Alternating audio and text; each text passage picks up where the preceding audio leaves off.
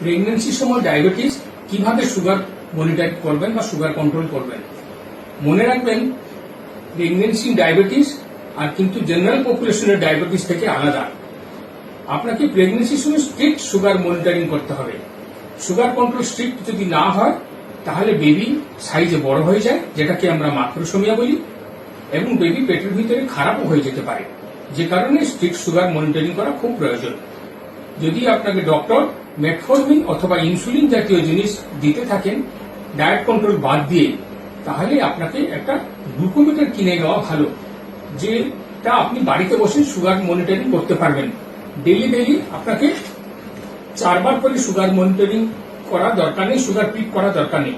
আপনাকে এই দুটো ফিঙ্গারে টেস্ট করতে হবে, প্রিক করবেন, মিডল ফিঙ্গার এবং রিং ফিঙ্গার। এটাই হচ্ছে গ্লুকোমিটার মেশিন। এটাতে আপনি এই একটা চার্ট করবেন, যে চার্টে সুগার এক পাশে ব্রেড দেবেন, অন্য পাশে ফাস্টিং সুগার, সকালে খাওয়ার 2 ঘন্টা পরে, দুপুরে খাওয়ার 2 ঘন্টা পরে, রাতে খাওয়ার আগে এবং রাতে খাওয়ার পরে। এই যেভাবে আমি চার্ট করেছি ওইভাবে একটা চার্ট করবেন।